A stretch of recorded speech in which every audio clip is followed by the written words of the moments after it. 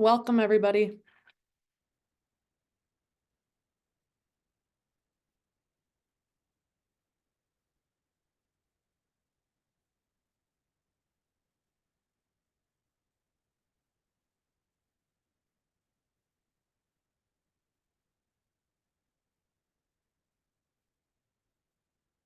We'll give it just another half a minute to let some more people trickle in, and then we'll go ahead and get started.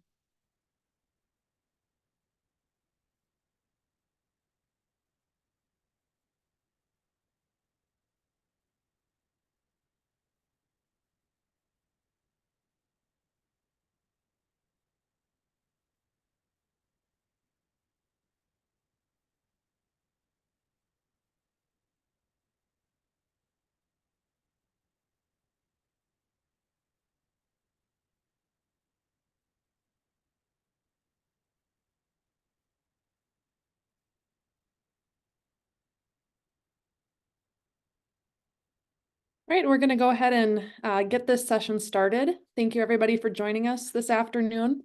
We're really excited to talk to our CWR award winners this year. If you attended the conference in St. Louis, then you had the privilege of watching them receive their awards and seeing what their awards are about. But today they're going to go into more depth about their projects, what the projects are about, any challenges they faced, implementing the projects, and all of that. We have Cecilia Brizuela, Kathy Williams, and Vanessa Pereira. So thank you, ladies, for agreeing to talk about your projects. I forgot to introduce myself. I'm Amanda Hackett. I'm going to be the facilitator, and I am on the CWR Board of Directors and the co-chair of the Education Committee. And I'm just going to go through a few webinar operations and housekeeping items to start. This is a webinar, so you're only going to hear and see the panelists. It's not going to be like a flash conversation where you can see everybody. Feel free to ask questions throughout the webinar.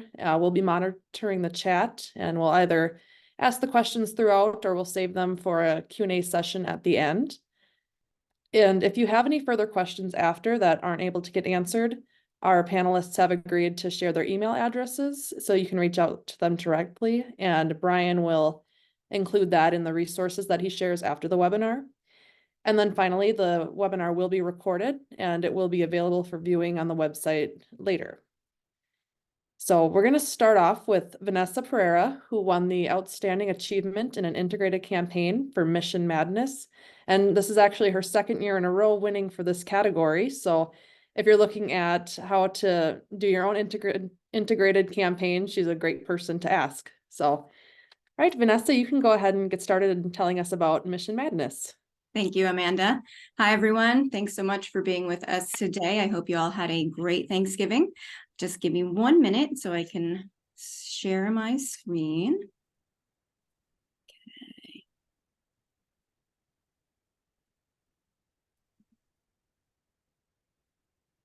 Hopefully you can all see that. All right, perfect. So Mission Madness is the name of our annual appeal campaign for this past year, the year 2023. And our annual appeal, it raises funds for 3 pots of money. So our sisters who are retired, our sisters in formation, and for our various sponsored ministries. And our annual appeal, actually, I like to think of it as an umbrella. So it's one thing, but as part of it, there's the direct mail piece, which is more of the traditional part of the annual appeal. And then we do have our annual Day of Giving, which happens on March 10th. And that is a completely online fundraiser, but also is raising money for the annual appeal. So typically when we are doing it, we send out the brochure, the printed piece first, and then we have the fundraiser on March 10th. But we do tell people as part of the Day of Giving, if you have already given to the annual appeal, you don't have to, we're not expecting you to give again, but if you haven't, then the Day of Giving is the perfect opportunity to give. And that is literally the phrasing that we use. But before I dive into the different components of the Mission Madness campaign, I just want to talk about our inspiration. So I don't know if you saw a couple slides back, sisters holding basketballs. that might give you a clue as to what the inspiration for Mission Madness is, and it's March Madness. So every year in about January, we have, brainstorming sessions where we say, we talk about what can our annual appeal be this year. And it's always a challenge to come up with something that we think is going to be fun and creative. So in years past, we have done a Mission Impossible styled annual appeal campaign that was called Mission Made Possible. And about 2 years ago, we did a kind of a play off of the Great British Baking Show. I think that's what it's called. So we did the Great Apostle Baking Show. And so last year we did something a little bit different. It was not as funny, but it was more, from the heart, and that was called Open Your Heart. And we wanted to return to doing something a little more lighthearted and funny. So my boss at the time had said, what could we do? And we threw around some ideas, none of which were really, there was no light bulb moment. And so a few days later, she had said, what if we did a March Madness theme? And I was a little, at first, not hesitant, but I had to think about it because I don't know basketball whatsoever. But I thought about it for a few minutes and I said, you know what, I can work with that. So, and March Madness, Mission Madness was born. So the campaign has 3 parts. So it's got the printed piece, email, and then social media. And this, what you're looking at now, is the cover of the printed piece that we sent out in the mail. And I mean, we had this picture already. We didn't have to take this picture for this campaign. It just was divine providence that we had this amazing photo of Sister Elizabeth playing basketball at one of our schools in Connecticut. So no brainer. We knew we had to use this picture some way, somehow, and it just worked out so perfectly. So we send the printed piece to over 3,000 constituents. And I just want to show you the inside of the piece. So as I said earlier, the annual appeal raises money for Sisters in Retirement, Sisters in Formation, and our missions. So you can see we try to spell it out for people with the team stats down there in the bottom left. And we use language that is related to the theme. So our call to action is really asking people to be a part of our team. So like with you on our team, we are able to X, Y, and Z. So this is the printed piece. And then the second or the next part of the campaign was the email and the social media components. And like I said, this all happens in one day, but we spread out our emails and videos over about a week. So the emails are really driven by a series of videos. And this year I had 7 videos for the entire campaign. So we had one, the first teaser I released about a week in advance of the Day of Giving. So that went out on March 3rd. The second teaser was 3 days before the Day of Giving. And those teasers, if you're wondering, those were about 30 seconds. There's no dialogue in those videos. They're really just to give people a taste of what's to come. And, it gets them intrigued and wanting to see more. Then there is the main campaign video, and that is over 2 minutes long, and it really explains what the Day of Giving is. And we had sent that out 2 days before the Day of Giving. And on March 10th itself, there were 3 videos. So those are 3 day of videos. And we sent, one in the morning, one afternoon, one in the evening.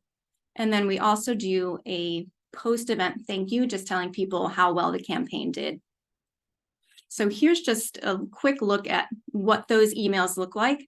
You can see that I tied in elements from the printed annual appeal up in the header. So I used the same image, same colors to tie it all together for people. So the one on the left is the teaser email. And then the one on the right is the main campaign video email.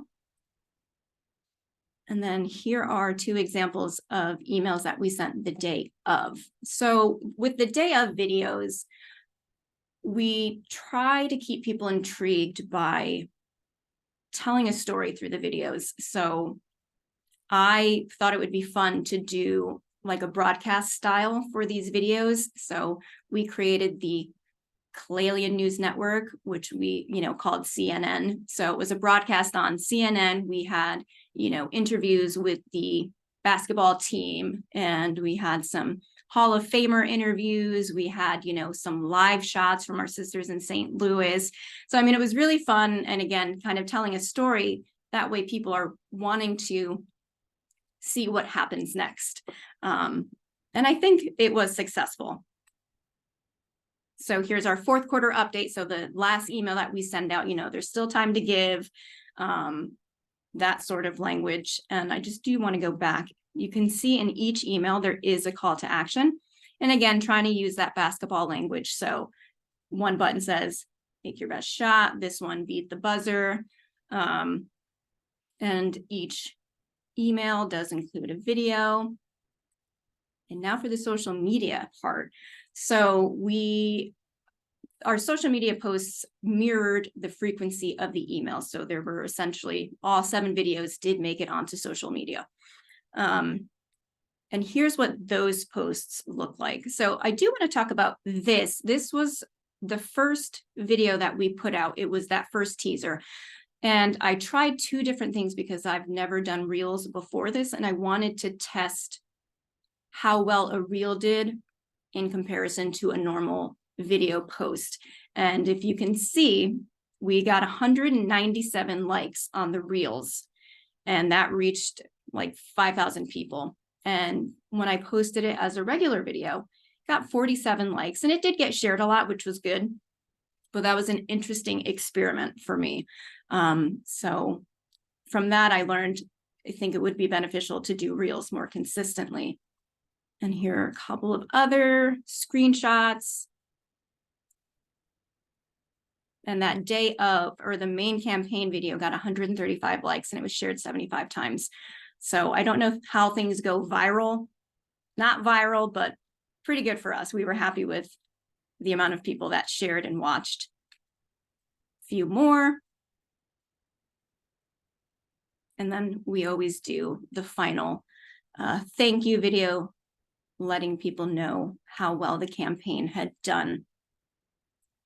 And so the results, we exceeded our fundraising goal. Our goal was to raise $25,000 on March 10th, and we did exceed that goal. We raised a total of over $43,000, and we did see some new donors, so an influx in new donors. So a lot of people who were seeing it on social media, will say that these people were following us already, but hadn't been donors.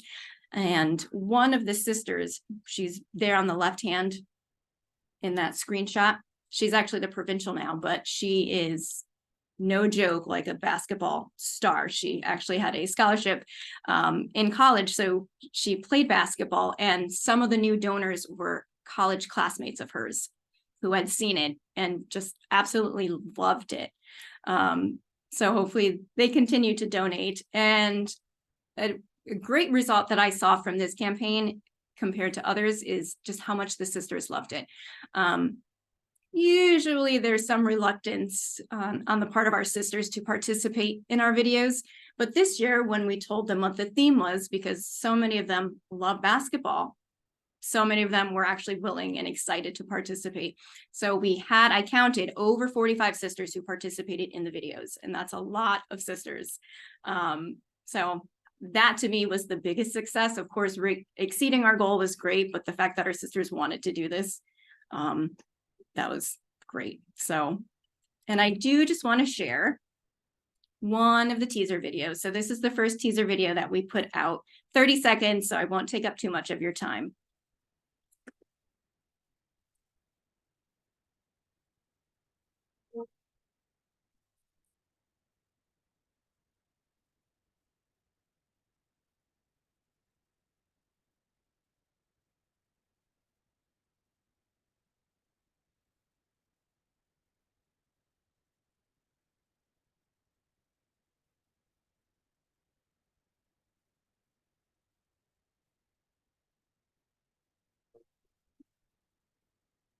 Right. So again, it's just a teaser. And after people saw that, they wanted to find out what was happening on March 10th. And of course, then it gives them the theme of what this year's Day of Giving was. And people then just get excited to see the rest of the videos. And I would love to show you the main campaign video. I think a lot of you saw it at the conference. It's my favorite, but I won't because that's over 2 minutes. But if you did want to see the videos, you can check them out on our YouTube page. We do have a Mission Madness playlist, and I put the bit.ly link if you wanted to check it out. So I think I covered everything, but I am looking forward to answering questions that you might have. Thank you so much for sharing this with us, Vanessa. That is such a fun way to incorporate the sisters and such a fun way to share your mission. We do have one question that popped up. Julie had asked, where did you place the videos? Social media, website, email? Were there any other places? No, social media, website, email, and then our sister who does Instagram, she shared some of the videos onto Instagram as well. But Facebook is our primary vehicle for the videos, and of course the emails, and those are on YouTube. Great. And then, yeah, if you look in the chat, Brian's been sharing the resources too. So if you want to see the full award entries or you want to see the full videos, you can get those right in the chat. So if there's no questions right now, we're going to move on to Kathy Williams, who won an Outstanding Achievement in Print Media for the Heritage Room Timeline. So Kathy, you can go ahead. Okay. Getting to my PowerPoint. All right. Okay.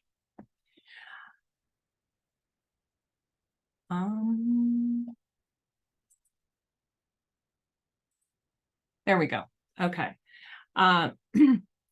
So this goes all the way back to 2020. I was invited to be on a committee to determine how to show the history of the Ursuline Sisters of Louisville and the founding of the Sacred Heart Schools in 1877. Those are schools they founded to the present day. Sacred Heart Schools consist of 4 schools: Sacred Heart Preschool, which is age 1 to 5 co-ed; Sacred Heart Model School, which is co-ed K through 8th grade; Sacred Heart Academy, which is all girls grades 9 through 12, and Sacred Heart School for the Arts, which is all ages after school. The schools are on the 40+ acre Ursuline campus in the heart of Louisville, Kentucky. The Ursuline Mother House is on this property, and this is where the Heritage Room is located. A generous alumna refurbished the Heritage Room, which you can see in the left photo, and the committee was tasked by the president of Sacred Heart Schools to determine the best way forward in displaying history.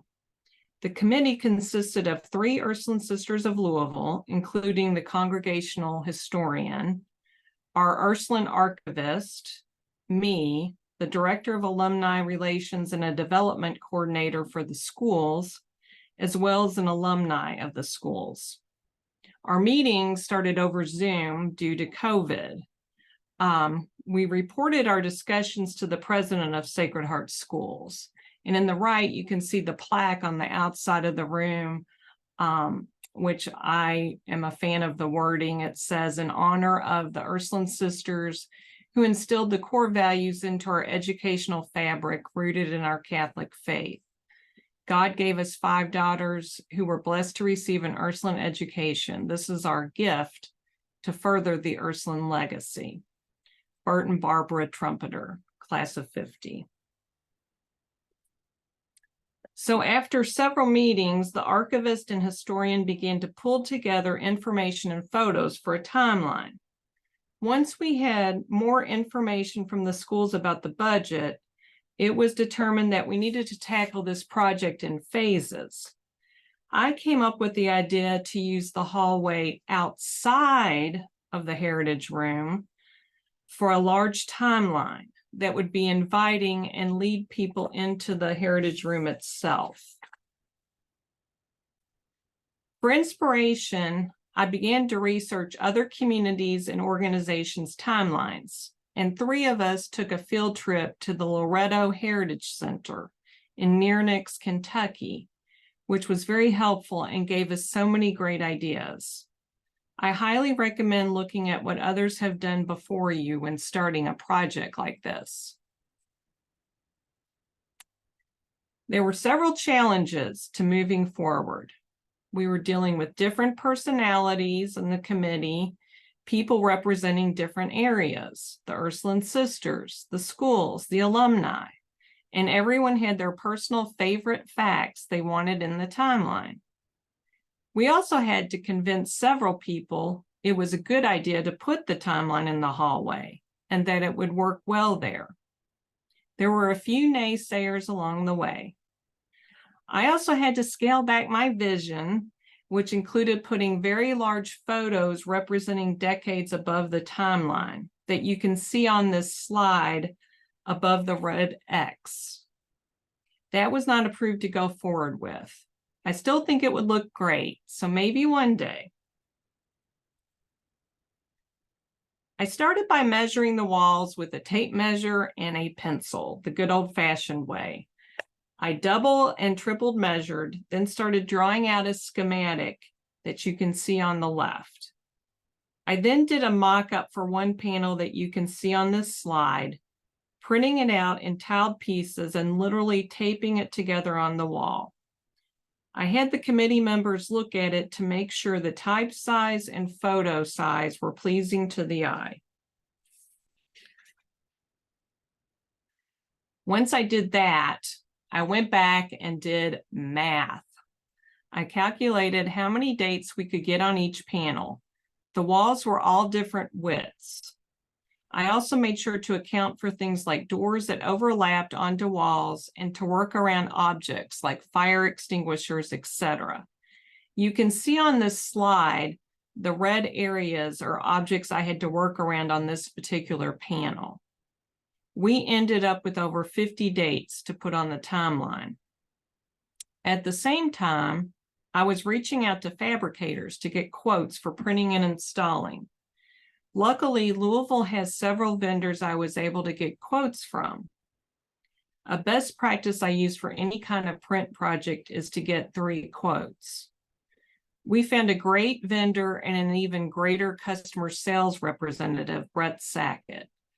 They gave us a price that was almost half of the other vendors, and Brett came out multiple times to look at the space, double check my measurements, and answer many questions the committee had.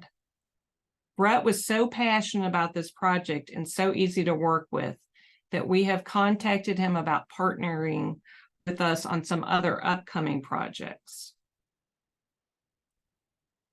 It took several months to get the timeline copy approved and a lot of patience.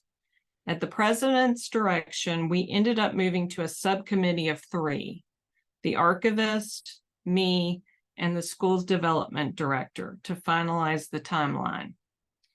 The archivist contracted with an outside vendor to get large digital scans of all the archival photos. The school's communications director also proofed the copy. Once I had the timeline designed, I also had the school's communication director and graphic designer review it, as I had to meet their branding standards with colors, logo, fonts, etc.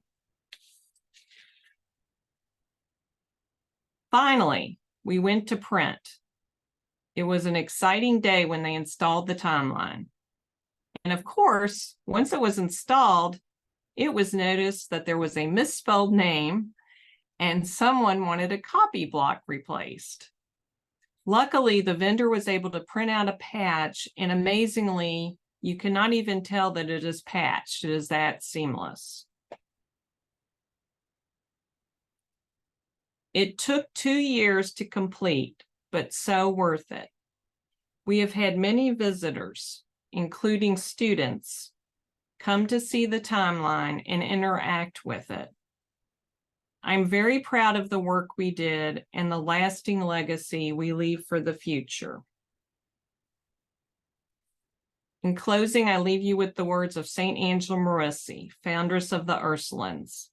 Live in harmony, united together, all of one heart and one will.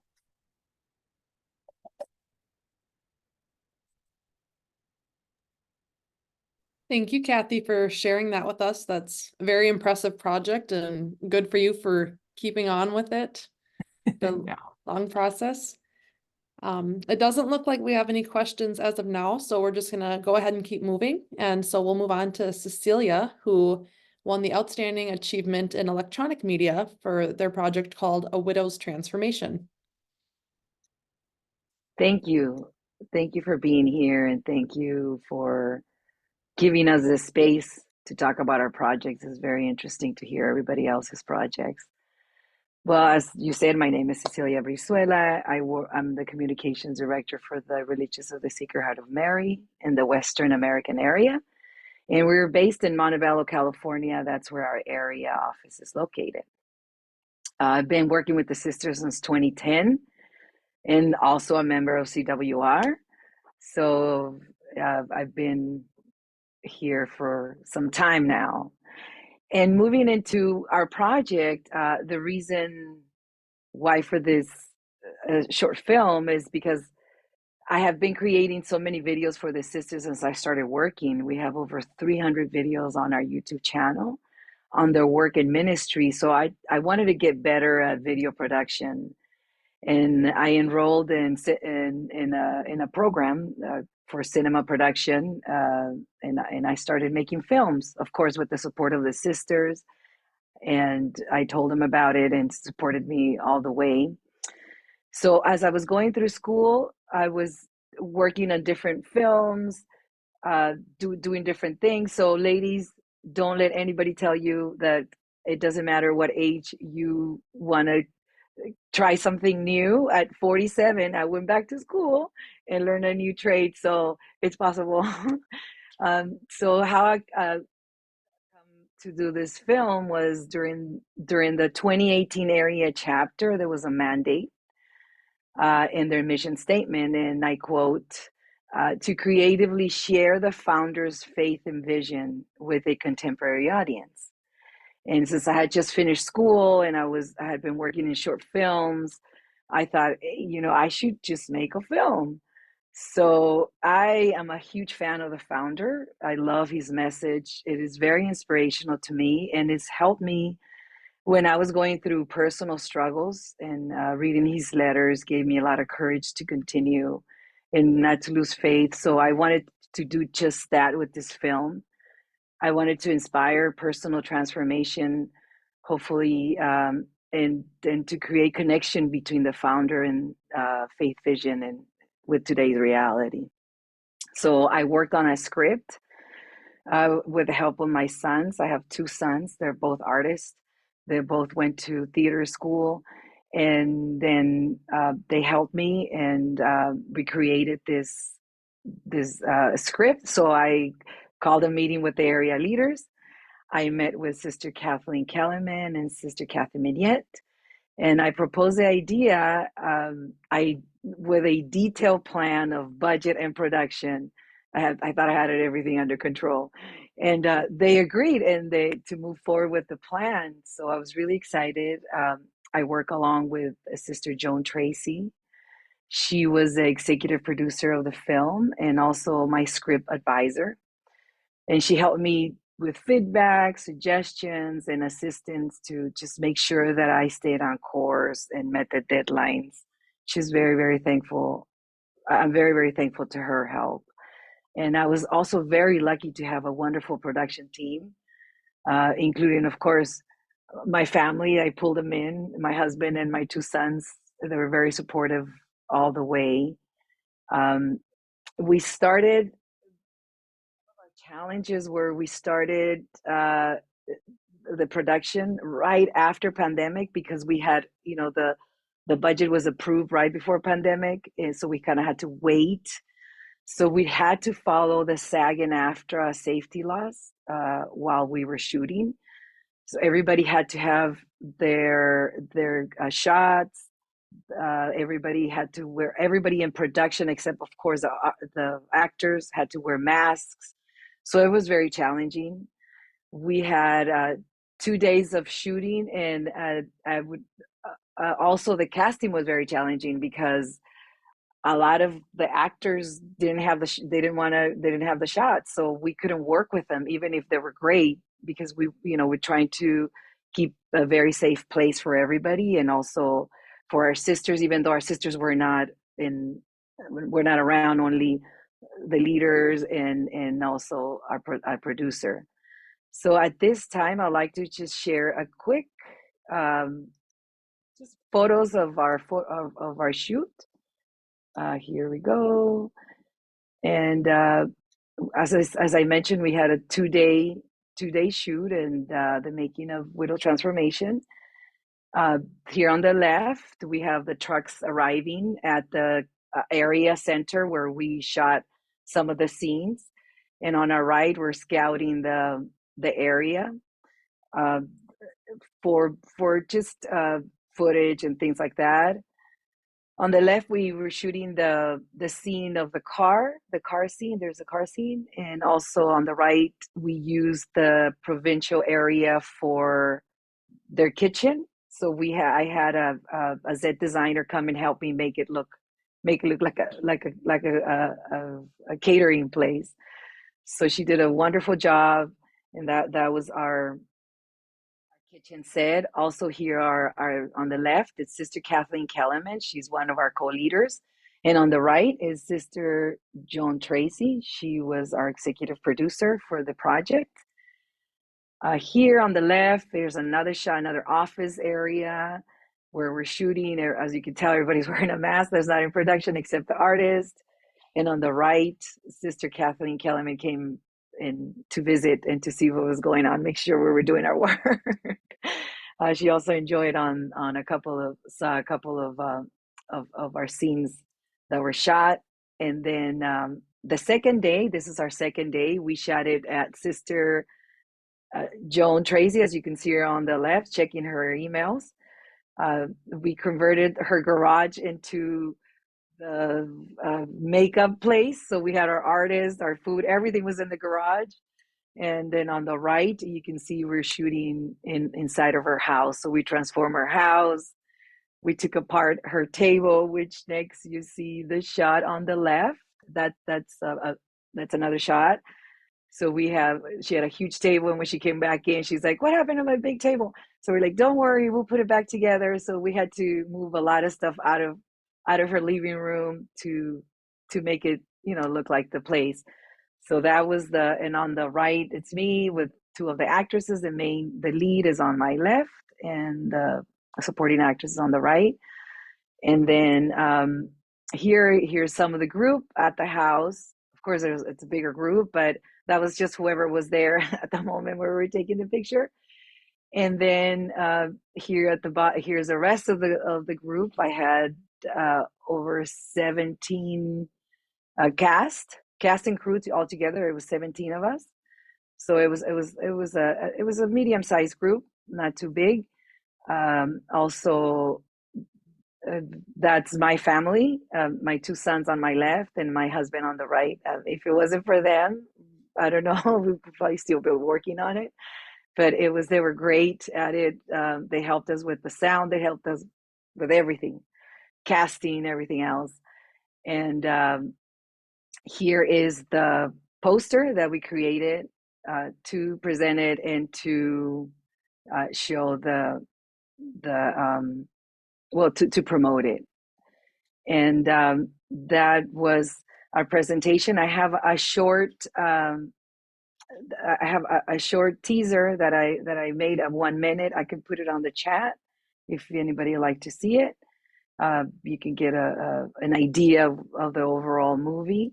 And the movie is called A Widow Transformation, and is about Carmen, which is the lead, and it's a recent widow whose husband unexpectedly dies of a heart attack and finds herself in a chaotic just mess, growing arguments with her daughter, on the brink of financial ruin in her family's business, and just personal relationships that are just not the same. So Carmen is in need of spiritual transformation, and with the help of her sister-in-law and through the teachings of Father Gayak, which was the main reason why we did this film, Carmen must put together her life one hurdle at a time. So that is what the short film is about. And if you haven't seen it, I hope you watch it and let me know what you think of it. And thank you very much for inviting me to be part of this. Thank you. Well, thank you for sharing that amazing project. It sounds like there was a lot of work and time and heart involved.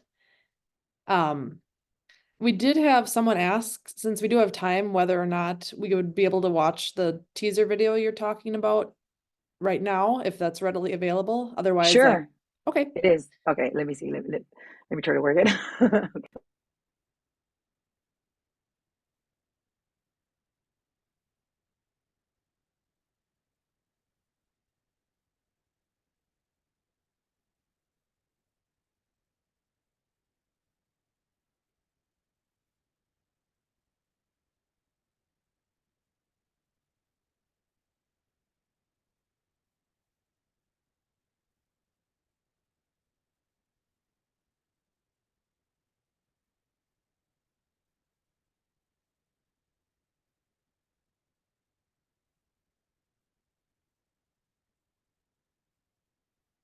We can see your screen, Cecilia, but the video is not playing.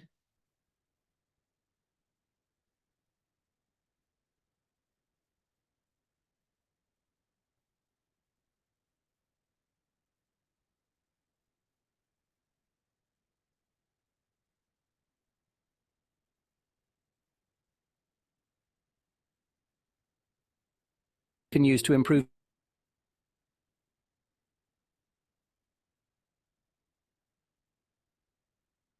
Otherwise, if it isn't working, we can your sight. Here's the truth.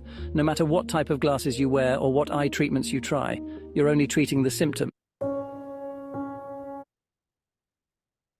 Okay, perfect. We can see that.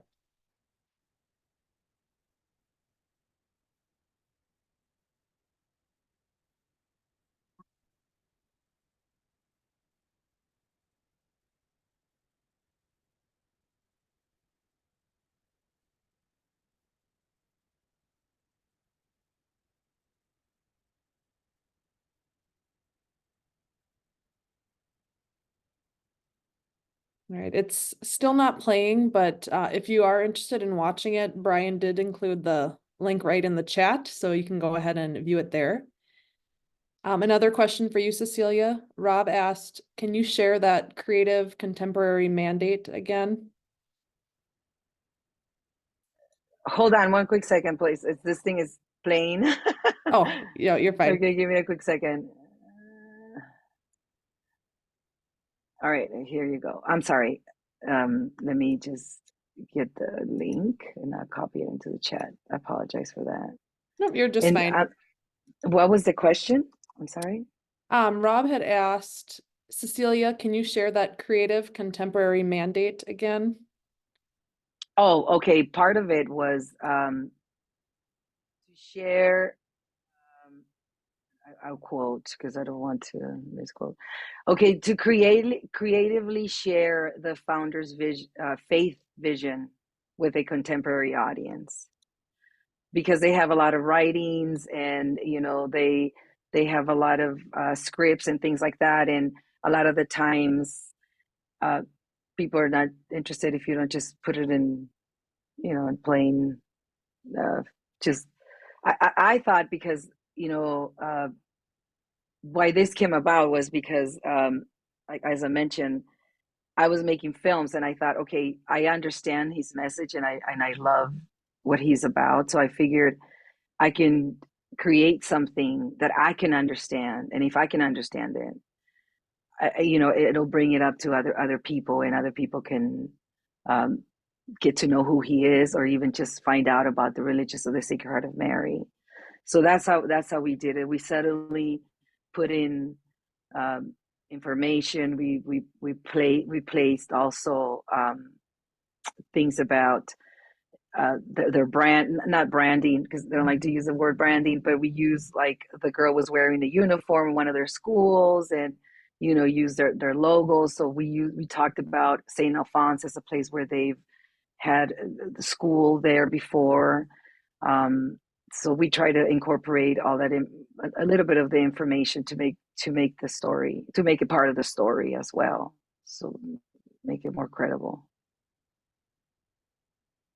Okay, thank you for sharing that. I hope that answered your question, Rob. We do still have plenty of time for questions, so if you have any, just feel free to put them in the chat. And if there are questions that are directed toward one of our specific presenters, make sure to indicate that as well. I'll go ahead and start.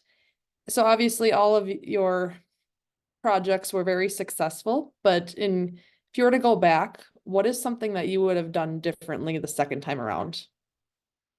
And whoever can start, if you have something that comes to the top of your head right away, feel free to unmute and share that.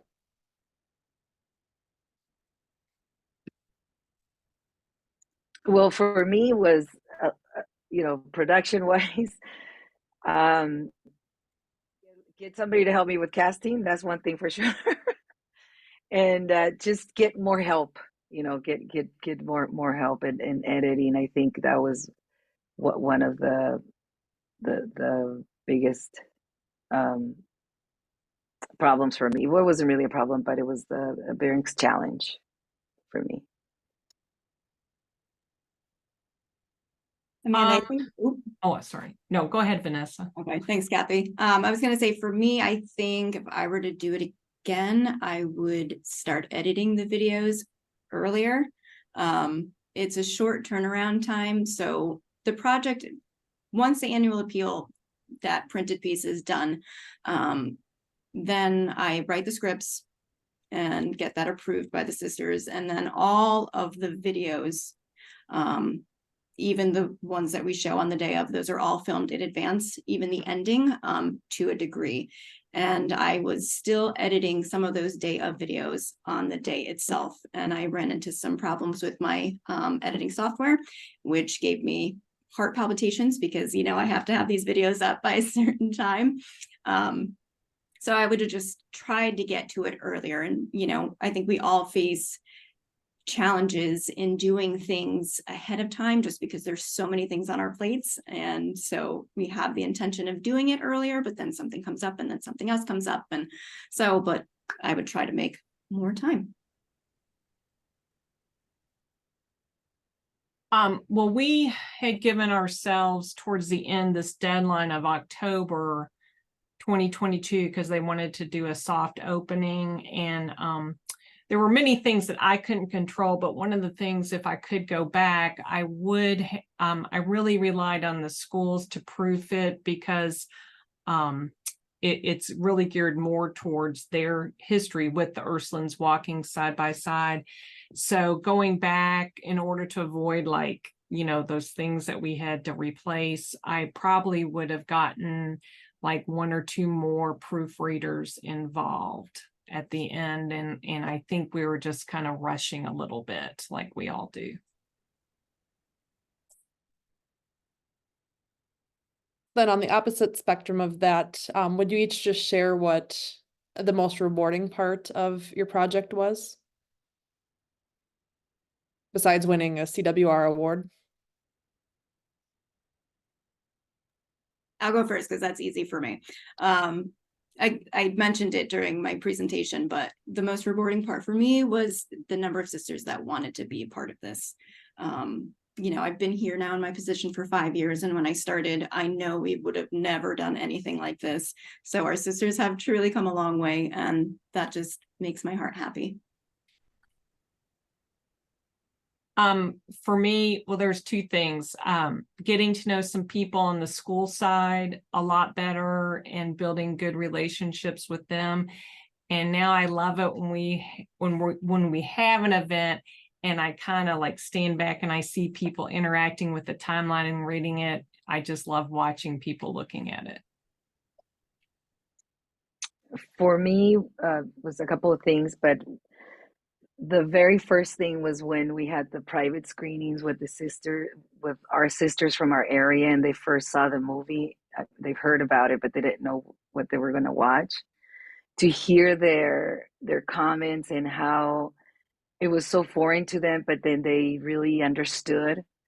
It was just, that was super special for me. It was like, oh, okay, everybody loved it, and then also when we shared it with the institute, we sent it out. We did the movie. There's three versions. I mean, it's the same movie, but meaning that they have subtitles, one in Spanish, one in Portuguese, and then the regular English one. For that reason, because we have our institute has Spanish, English, and French. They use us as language. It's so hearing from the different areas, hearing the different sisters from different cultures, understanding it and liking it, and just that was extremely rewarding for me. And also seeing that people are watching it more than anything. You just want people to watch it. Like Kathy says, people to read it and look at it. So I think that's very, very rewarding to me. Great. Well, I'm not seeing any more questions in the chat, so we are going to just go ahead and wrap it up a little bit early today, give everyone a little bit of time back in their days. I want to start by thanking Kathy, Cecilia, and Vanessa for taking time out of their day to talk about their projects and share that with us. You can have links to all of the projects in the chat that Brian shared, so I highly encourage you to check out the full projects and really see the beautiful work that went into this. And there were a lot of CWR award submissions this year, so this is really stellar work. I also just wanted to point out that there will be a survey that will follow after this or it's an email that'll follow off with the survey. So we ask you to please complete that. The recording will be available on the website, and Brian will be sending out an email with that recording along with other resources from this webinar. And if you have any direct questions you'd like to ask either any of our presenters, you can go ahead and email them. And those emails will also be included in that email from Brian. And lastly, we do have another upcoming CWR flash conversation that'll be taking place on Tuesday, December 19th at 1 p.m. Central. It's called Let's Talk About 2024 and What We Learned in 2023. And it'll just be a space for us to talk about the challenges and lessons that we learned throughout this year, as well as kind of planning ahead for 2024. And since that's a flash conversation, it will not be recorded and it will be open exclusively to CWR members. So mark your calendars and we hope to see you there. Again, thank you everybody for spending time with us this afternoon, and especially to Kathy, Vanessa, and Cecilia for sharing with us today. And I hope everybody has a great rest of your day.